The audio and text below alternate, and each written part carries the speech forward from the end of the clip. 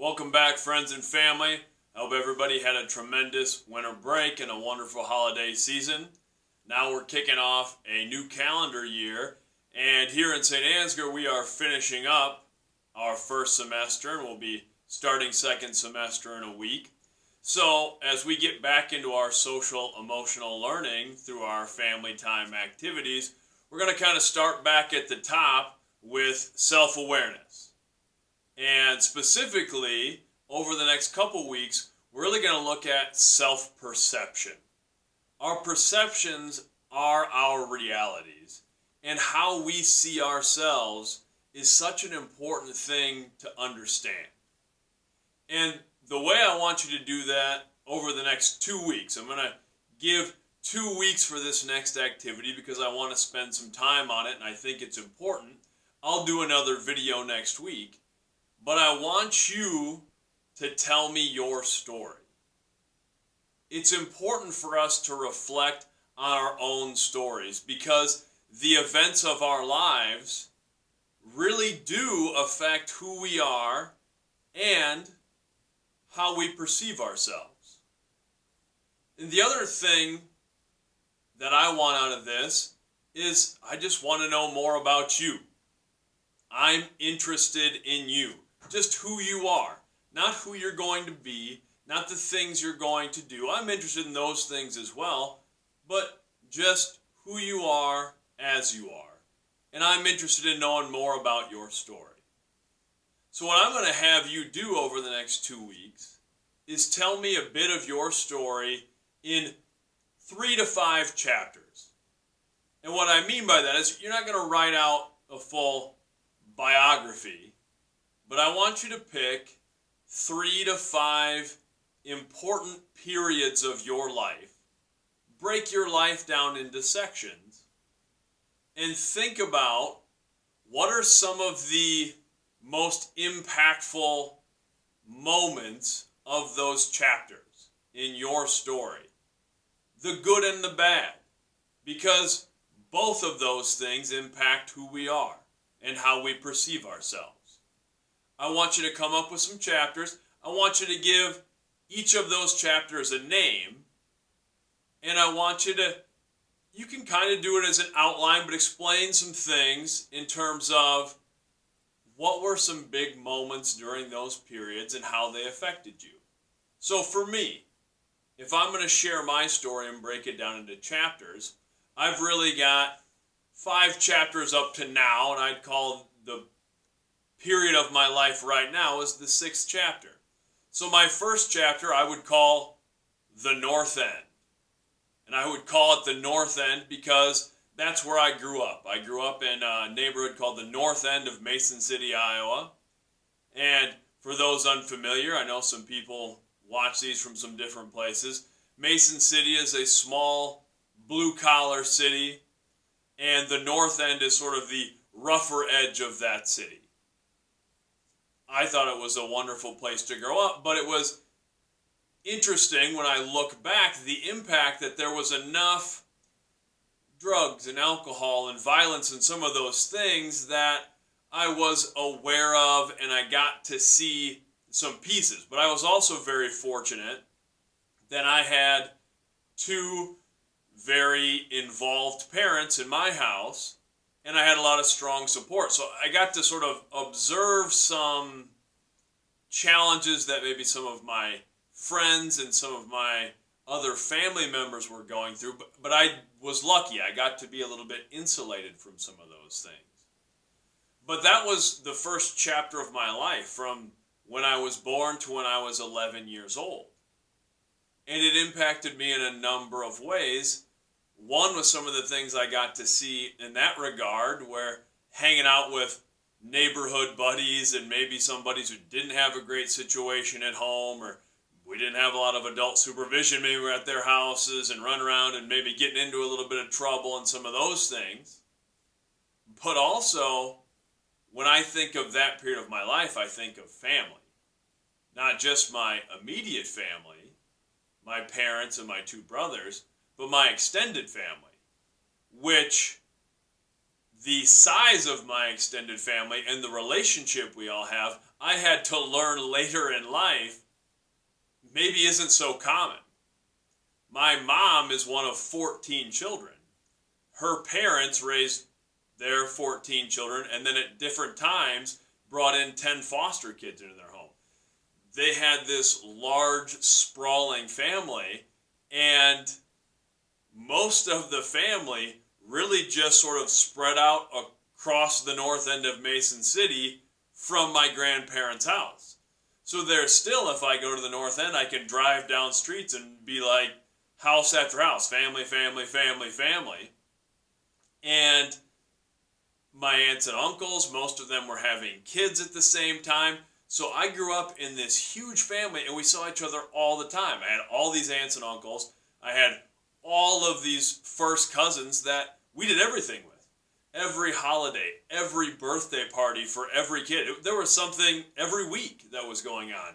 And we'd all go visit at my grandparents' house, and I just saw them all the time. And my cousins were really my best friends. And I didn't probably realize growing up what a support system that was, to always have these people in my corner, always have people who had my back, always have friends that sort of were obligated to hang out with me. We were related and we spent all this time together, and our parents spent all this time together, and it was great. And it was funny as I got older and would talk to other people, and when you're a kid, when we're young, we only know what we've experienced. So I would talk to other people and kind of be like, well, you know how, like, when you get together for Christmas and you rent out a building so you can fit your 200 family members in there? And they're like, what are you talking about? Like, you know, how, like, when you have 50 first cousins and you all get together for all of your birthdays and stuff, and they're like, well, I have 3 cousins and they live in Omaha and we see them once a year. And that kind of blew me away. I thought everybody was like us. And I realized that, oh, that was something that was, in a lot of ways, pretty unique, but it was a special way to grow up. And it really informed who I am in terms of my connection to family and the connections that I like to have with other people. In the people that I consider my extended family who aren't blood related, the family of my friends and students and the wonderful people I get to interact with. The next chapter of my life I would call STA, which is St. Ansgar, which is where I live and teach now, but it's where I went to middle school and high school. When I was 11 years old, going into the 6th grade, my parents sort of on a whim decided to move us to this small rural community in north central Iowa. It's really only about 30 miles north of Mason City, where I spent the first chapter of my life, but we really didn't know a lot about the community. We bought a house. My parents bought an old farmhouse because there was a connection through a relative, but it was an old, dilapidated farmhouse. We didn't become farmers. We didn't grow up farming, but bought the acreage. It was kind of 6 acres with woods, but it had a barn and all this, and someone else had the farmland. But it was this old farmhouse that was run down. We actually, for a short time, lived in a camper in the yard while we worked on the house. And my parents basically just moved because they wanted some other opportunities for us in a small school setting. They wanted to get us out of some of the negative aspects that were around in the North End where we grew up. And it was another defining chapter of my life because I experienced a lot of things I don't think I would have experienced otherwise. First, it was a change from living in not a large urban setting, but a setting that was a neighborhood, and some of the things that in that rougher area of town, houses that we knew had, you know, there were some problematic areas and things like that. And then moving out to the middle of the country on a gravel road in the middle of nowhere and doing things that I'd never had to do before, like hour-long bus rides to school down these gravel roads and riding my bike a mile a mile and a half to one of my nearest buddies' house down the gravel road and onto the blacktop highway to go to a friend's house, where before I would be skating around with my buddies all over Mason City, and it was different that way. There was some experiences that were new to me. I remember kids asking me, like on some of my first bus rides, like, hey, do you like John Deere or International? For those who are unaware, those are companies that make tractors and farm equipment. I, when asked that, was like, I don't know what you're talking about. It was a very different experience to live in the country and go to this small school, but a lot of great things came out of that. One, I was introduced to school sports, where when I was growing up, I wasn't really interested in t-ball and a lot of those things. I did martial arts. That was another important aspect of the early stage of my life. It's something I still continue to be involved in martial arts 30 years later. But that was my interest, and I didn't do Little League Baseball, I didn't play flag football, I didn't do park and rec basketball, any of those things. I just wasn't really interested. But when I got to this small community, it's kind of a thing where most of the people do those activities when they're young. So I kind of got involved in it just because. So the first thing was playing middle school baseball, I guess, in 6th grade. Suppose it would have been the summer after my 6th grade year. We moved there when I was going into 6th grade. And that was the first time I really did any school-type activity. And I was kind of the awkward kid. I didn't really know all the rules. I didn't really know what to do. But I was welcomed into this small group, and it became a positive thing. I wound up playing baseball all the way through high school. Never very well, but I played all the way through high school. Then also in middle school, I ran track and I played football. I didn't play football until 8th grade, and then I wound up playing all through high school and played football in college. So that was a definitive time for me. And I also got to be involved in other things, because in a small school like ours, you share students. Students aren't so specialized in different activities. So I got to do speech competition, which was really important for me and I think helped me a lot. And I got to be in a play, and I got to be in a bunch of other activities and organizations and clubs, and that really helped me going into college. So it was very much an impactful part of my life. And ultimately, even though when I was heading to college, I didn't know I wanted to be a teacher for sure, but something that my love of our school and love of teaching, I know stemmed from the wonderful experience that I had. And it's one of the big things that got me to move back to my alma mater, because I knew it was a great place for my kids to go to school, and in some ways I wanted to pay it forward and pay back the great experience that I had. The next chapter of my life would be, I call UIU, Upper Iowa University, which Upper Iowa University is a small Division II college in rural Iowa, in Fayette, Iowa. I went there to play football, and that was another impactful period. The shortest chapter of the chapters that I'll list, it was only from the time I was 18 to I turned 22 right at the end of my senior year. I was kind of young for my grade, so I was done or finishing up student teaching by the time I turned 22. So this short period of time, but it made a big impact. And it's important for us when we look at the chapters of our lives to understand the positive things and how they impacted us, but also the challenges. Because my start at Upper Iowa wasn't what I had hoped for. First, I went in to play football, but I had a medical red shirt right away due to some injury type of stuff. And if you don't know, medical red shirt is you're on the team, you go to all the meetings, you go to all the practices, you go to all the stuff, but you're not really allowed to participate in practice and things. And I felt like I wasn't able to prove myself as a player. I was a pretty undersized guy trying to play at that level, and it was just frustrating.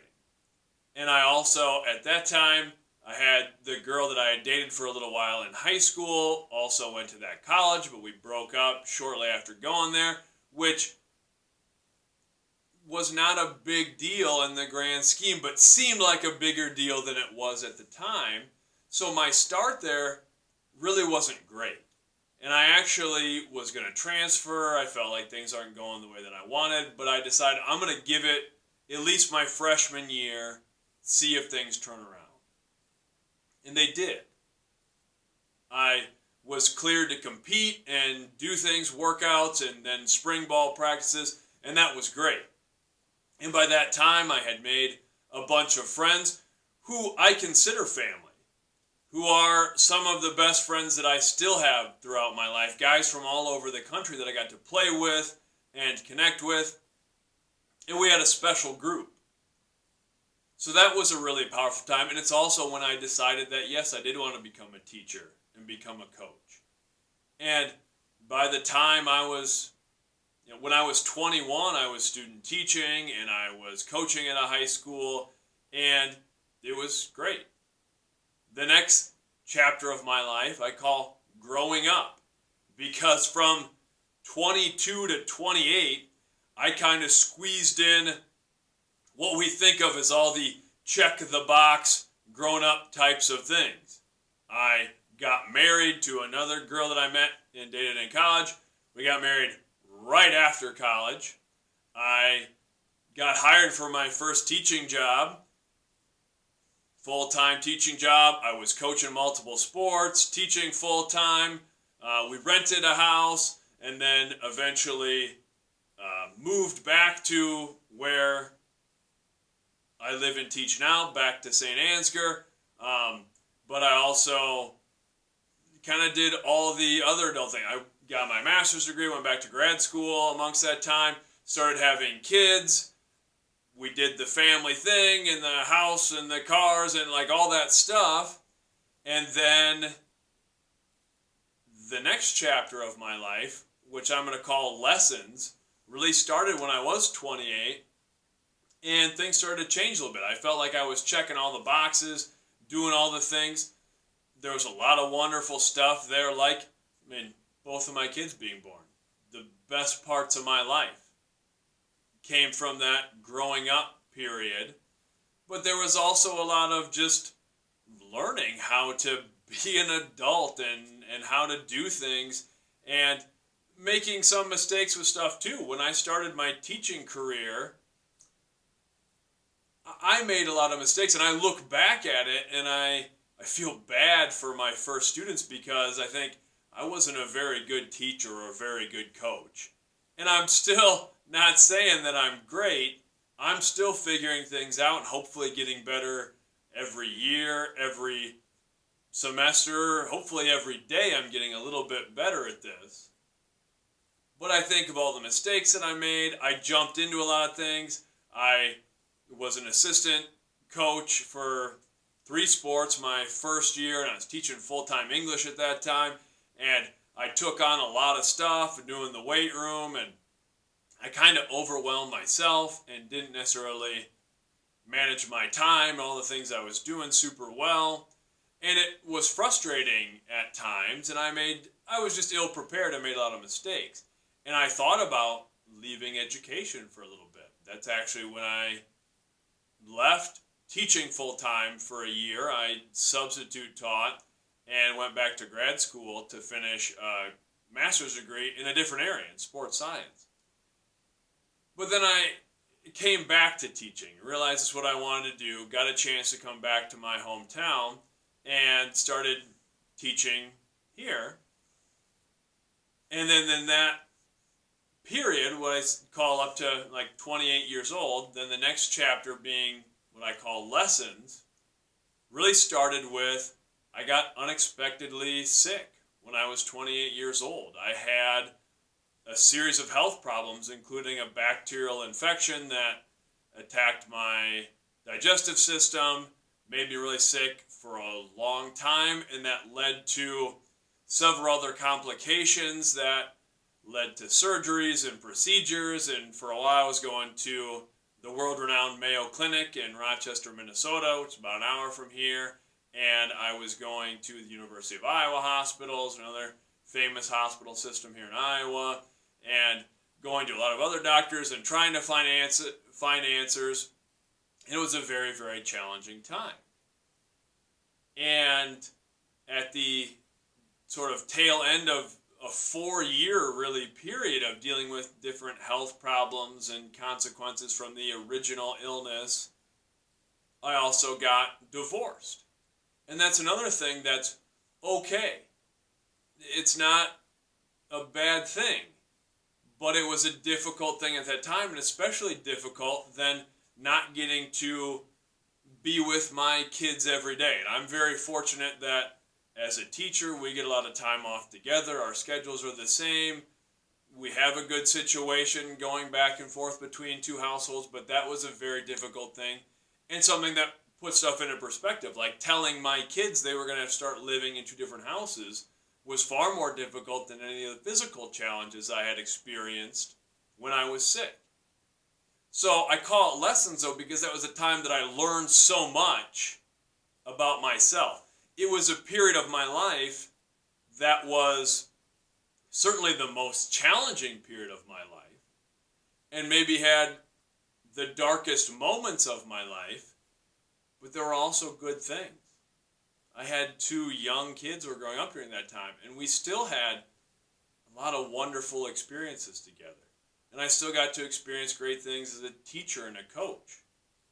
And that's an important thing for us to remember when we look at our own stories, is that often the darkest chapters, the biggest challenges, are the things that define us the most, that reveal who we are and help us become who we're going to be. And I just think, in many ways, I'm very thankful for that period of my life, because it taught me a lot, and it gave me a great deal of perspective that I would not have had otherwise. And those are kind of the 5 chapters of my life up to now.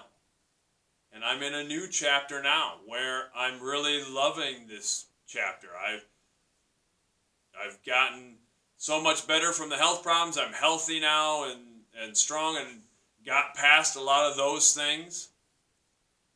I'm happy with what I'm doing as a teacher and a coach, and always trying to improve and learn and grow. And I've had a lot of opportunities to do other things connected to that, and connected to social emotional learning and all these sorts of things.